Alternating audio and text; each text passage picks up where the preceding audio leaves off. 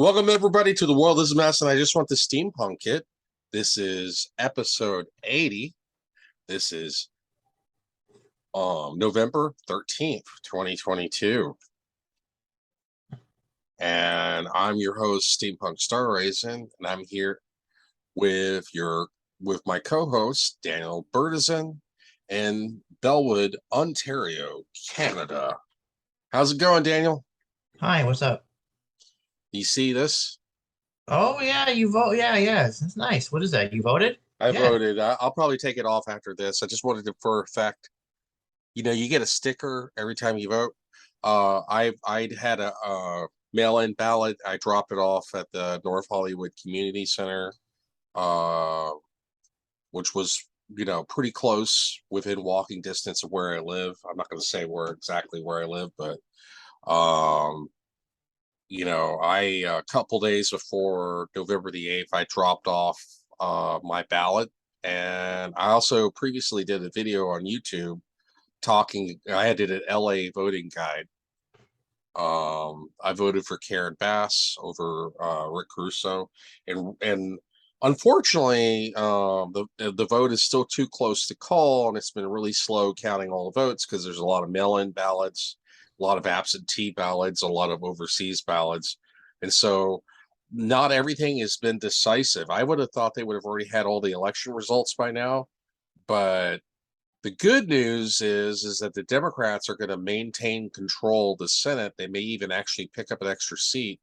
There's going to be a runoff with Senator Warnock in Georgia against that football player Herschel Walker. Mm-hmm.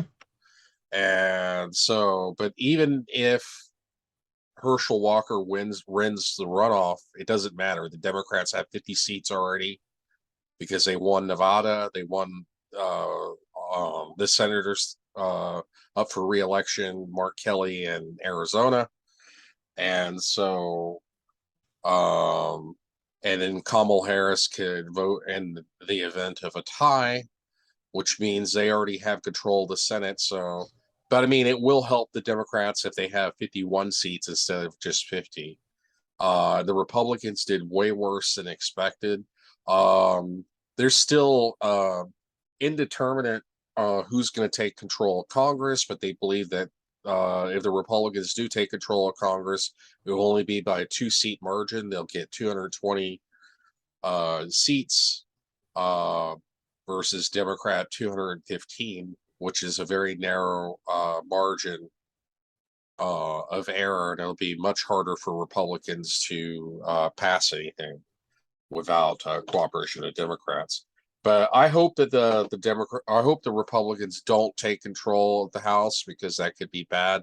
Because you have people like Marjorie Taylor Greene, Matt Gaetz, and Lauren Boebert, who I like to affectionately call Bobo the fanatical clown. Um, but they talked about how they want, and Paul Gosar has also talked about how they want to impeach Biden in retaliation for Trump being impeached. So if they do take control of Congress, they're gonna waste their political capital instead of helping people, just grandstanding and be impeaching Biden, which will come to nothing because he won't be convicted.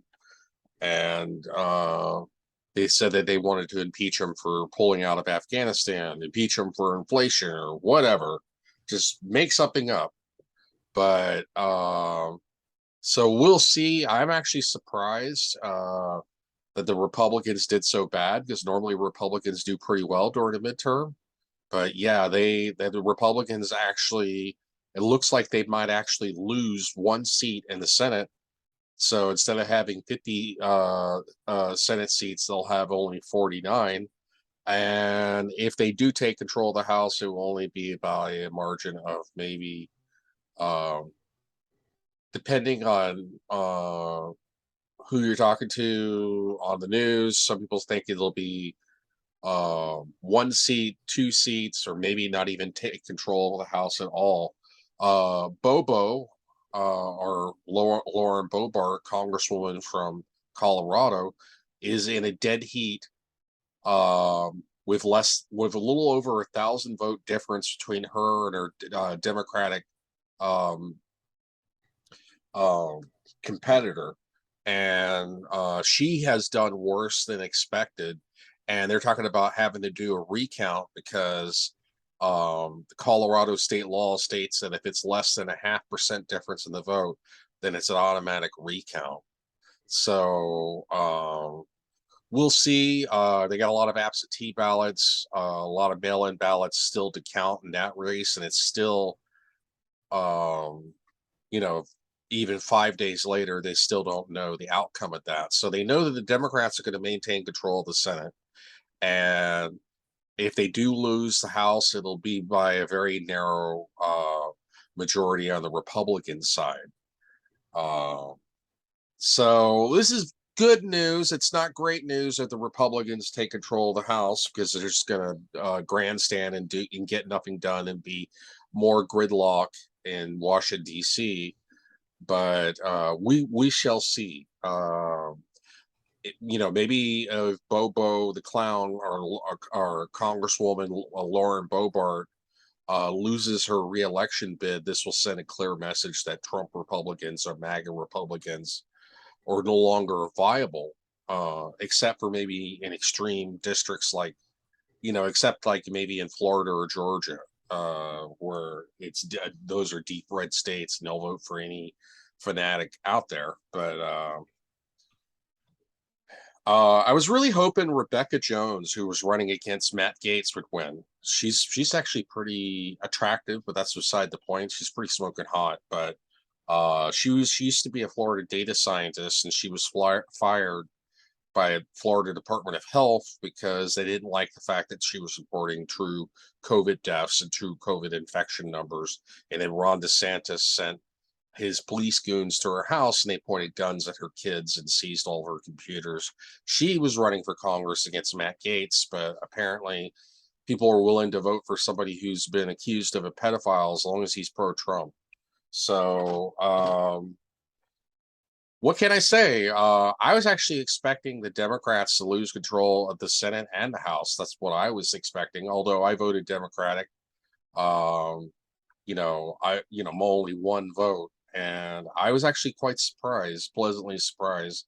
I'll be even more pleasantly surprised if the Republicans don't take control of the House. If the Democrats maintain control of the House, and if Lauren Boebert or Bobo loses her reelection, and Carrie Lake is running really behind. She is, a lot of people theorize that if Trump runs for president again in 2024, he's going to pick Carrie Lake as his running mate, and she's crazy. And it's a close race in Arizona for the governor, but she's like 32,000 votes behind, and there's still like absentee ballots and other ballots to be counted. And so there's a good chance that Carrie Lake will lose. Um, and that'll be good because she backed up Trump. She's buddy buddy with Trump. She said that, oh, the election in 2020 was stolen.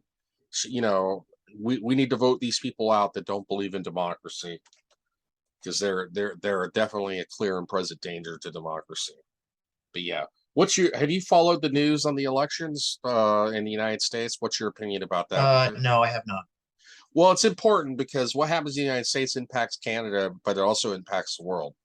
Mm-hmm. Because the United States is one of the global powers of the world. I wouldn't say that they're the only global power. Because you got China, who's also a global superpower. Russia is kind of a diminished superpower. Um, but yeah, you got a lot of players in the world, and yeah. So you sent me a couple of news articles on Skype. Let's see.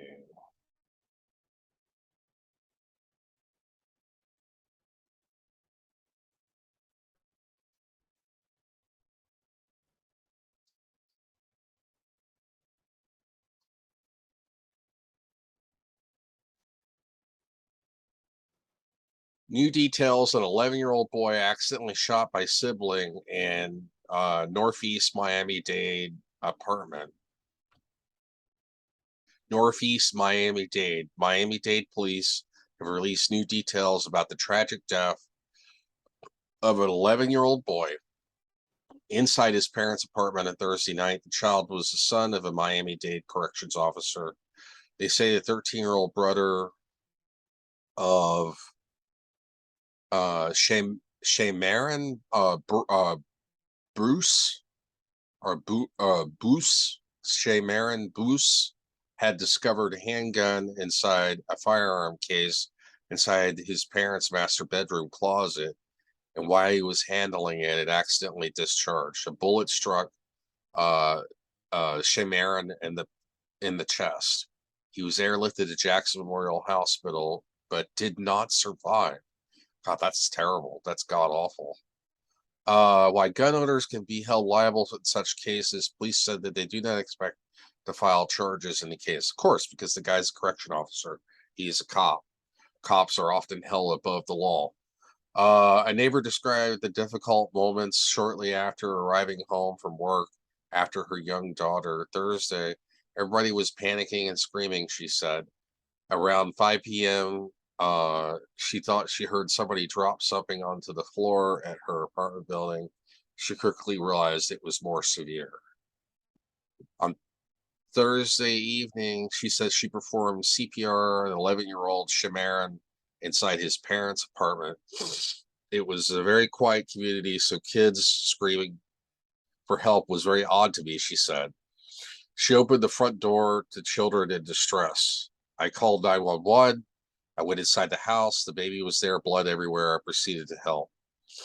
I was nervous and in shock, she said. She said the operator told her to get a towel and press over the wound. Shamaran's brother asked her to perform CPR. I proceeded to do CPR mouth to mouth until he stopped breathing. And then I just stopped. At some point, she felt Shamaran had died. I just apologized to the person that was over him. And sorry, my allergies bothering me. And I knew he was a sibling also. I just walked outside the house and started to break down myself. But the neighbor, shock and desperation remained. He was just lying there and taking his last breath was traumatic. They were scared. I can't even describe the feeling. It's unimaginable. Police say Shamaran was at home with 4 other siblings between the ages of 9 and 15 at Horizon's North apartment at 645 Eves Dairy Road. Well, they actually put the actual address up there. When 911 called at around 9:05 p.m. about the incident. Of course, this is off of cbsnews.com. So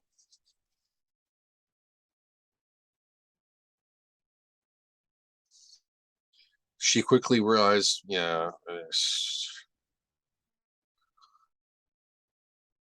Okay. On a fundraising site, his mother posted a picture of Shamaran with his nickname Fat Boy. Oh, that's a mean nickname.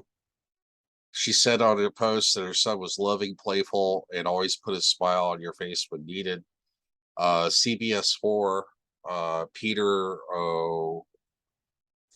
Peter Dio Inch or Auch, Peter Dionch. That sounds very French. Sorry if I'm butchering the name. I'm really bad with names. Spoke with another neighbor who said, I am heartbroken about the situation. I have 3 kids, 13-year-old daughter, 9-year-old son, and a baby. I just don't like to hear about these stories of guns in homes. I think it's very hard for the family who are devastated about the whole situation.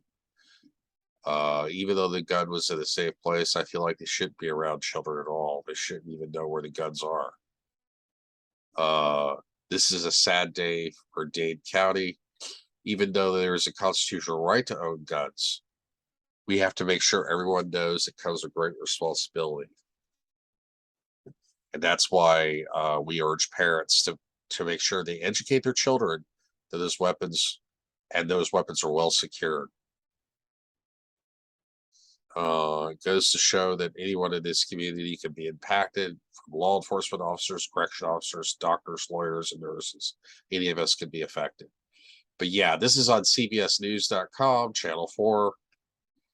Yeah, that's nuts. Where did you hear about this story? Hello? Yeah, sorry about that. I didn't You, realize I was muted. Okay, I was at Wendy's a couple days ago. I was Wendy's at in Fergus, Ontario, and I was eating my number three meal. okay. Uh, oh my God, by the way, it's very expensive. I just realized, you go there, you spend 21 bucks, but Well, it's like whatever. expensive to go out to eat anywhere, but go ahead. Yeah. So anyways, okay, I'm looking at the TV because you know how now stores, now restaurants have these TVs, these nice big TVs in there so you can watch Well, TV. some do, some don't. Yeah. Yeah. Okay, got Okay, it. so anyways, I looked at the TV and I saw this news article, like little text underneath, and it said like a in Florida, a kid, like an 11-year-old kid was shot by his 13-year-old brother. So, you know, I went home, I tried to do some research, and I tried to see if this actually happened, and I found the news article, you know? Well, I mean, he should have had the gun locked up. He should have had it in a safe. There should have been no way the kids could have gotten into it. Yeah. They should have even known where it was at, where to get it. But I'm sure it's unavoidable because if you leave kids at home, I mean, technically you only have to be 12 to be a babysitter. So they had a 15-year-old there. So there was somebody old enough to be a babysitter, but you have to, if you have kids and you own guns, you got to be responsible. You got to lock that crap up. Yeah, I agree. Well, Uh, why did they didn't lock it up is beyond me. I don't understand why they don't do that. I don't know. We're gun nuts in this country. I believe that we should have to have a permit.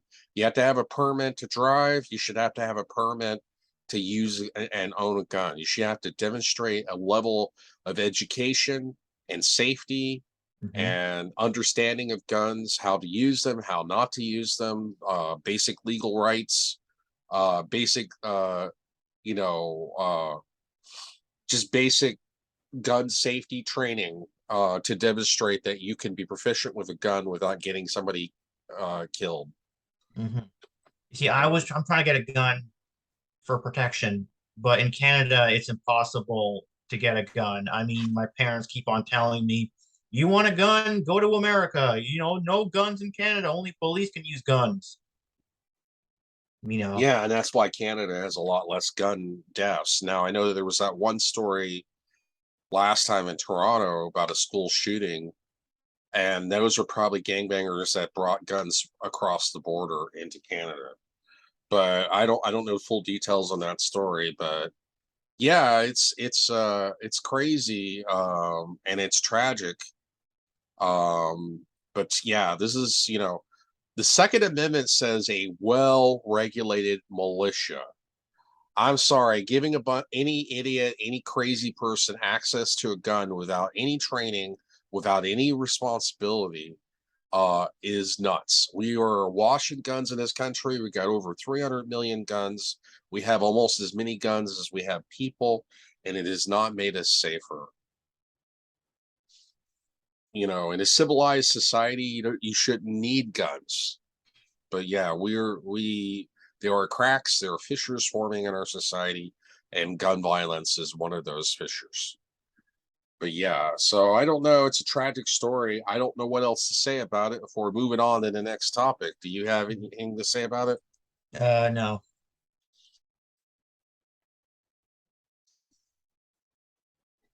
Yeah, you sent me another news story. Yeah, Ukraine celebrates the retaking of Kherson. The interesting thing about that, I will say, because they keep talking about Russia's pulled out of Kherson. Let me check Al Jazeera. When I checked Al Jazeera yesterday, it showed that Russia was still in control of Kherson, but we'll see.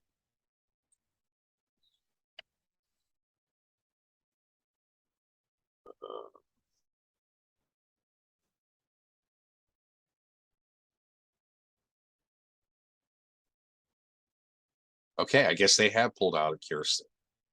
Um, Let me share. Share screen. Because this is our Ukraine war update. Okay, so you see that map? Yeah. That's the battle map. You know, for people who didn't see previous episodes, uh the areas in the white are areas that Ukraine controls. The areas in the red are the areas that Russia controls in Ukraine. The areas in blue are areas where Ukraine has counterattacked, recently retaken control of these territories, like Kherson and like Izium. And the area in yellow is the Luhansk and Donetsk regions. This is an actual major breakthrough victory, but I understand why Russia pulled back out of Kherson, because Kherson was northwest of, I think it's the Dnieper River. Yeah. Hold on. Google Maps, Ukraine.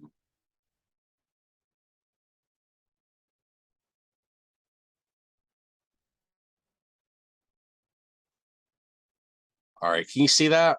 You see the Yep. Google? Okay. So here's Kherson right here. You know, I'm a military veteran, so I have some military experience. I can give my own military analysis on this. I mean, I'm not a combat veteran, I'm only a service veteran, but I still have knowledge of things. I'm not a, a complete expert by far, but you know, I know a few things. But yeah, this is the Dnieper River. This river was really strategic during World War II, because during World War II, the Nazis tried to hold defensive line along this river, and they tried to hold Crimea at the same time, and it didn't work. So Kherson is just northwest of the Dnieper River. So what Russia has done is they've withdrawn all their forces to the east of the river. So they're holding a defensive line through here, because just south of Kherson, there's a dike that runs fresh water all the way down to Crimea, and there's a canal, and so Russia still wants to hold on to this area. But yeah, that is a major loss, because that's the provisional capital of this region, and but they still are far from kicking Russia out of Ukraine, and Russia still controls Mariupol. That's pretty much the only major city that they control now.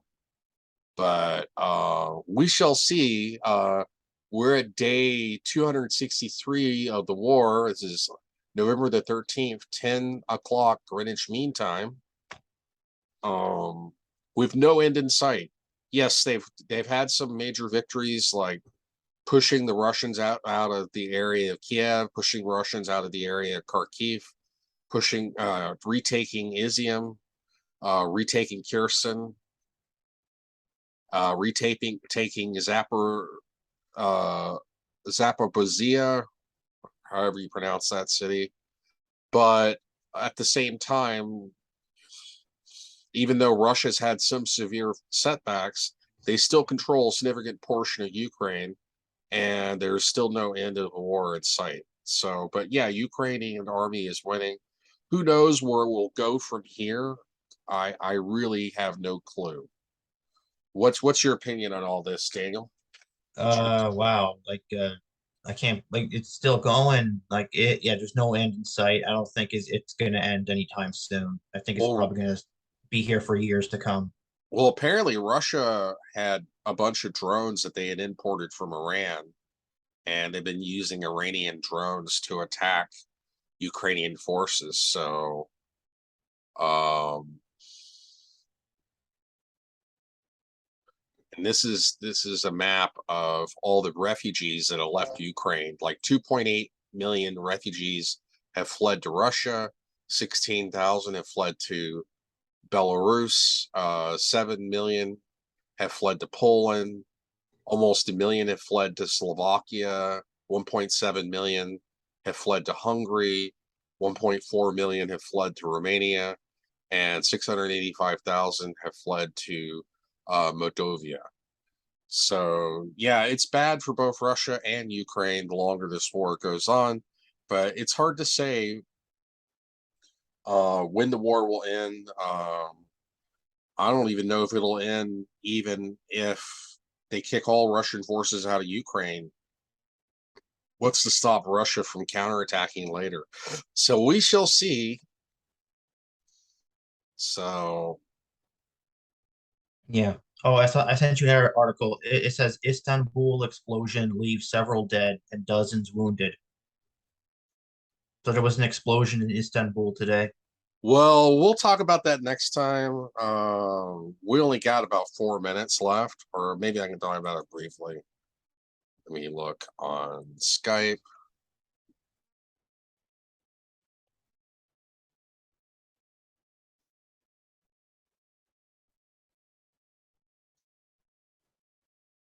Oh, you sent me a YouTube video. I can't play this because Oh, it'll okay. violate copyright.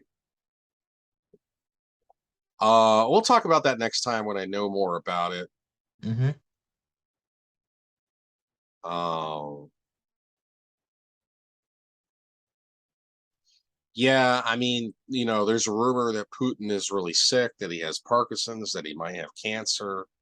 Maybe if he dies of natural causes, maybe that will be the break to end the war.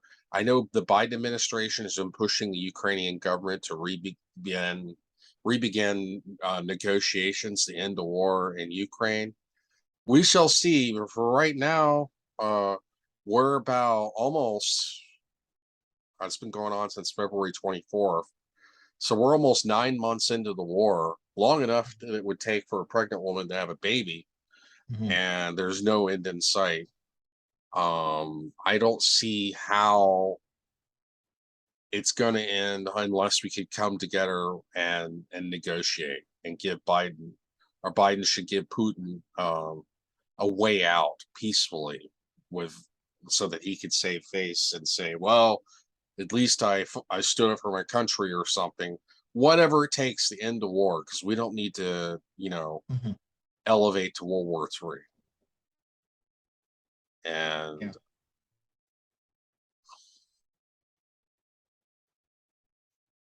but yeah, we got about 1 minute left. Um, so any last thoughts before we go? We got 1 minute left. No, but anyways, are you gonna watch Black Panther? I might, I'll give it to you. I'll give it to you because on Chadwick Boseman, he's passed away, and unfortunately, they killed off his character. So I don't know if I really want to watch a Black Panther movie with no Black Panther. well, they're gonna replace him, of course.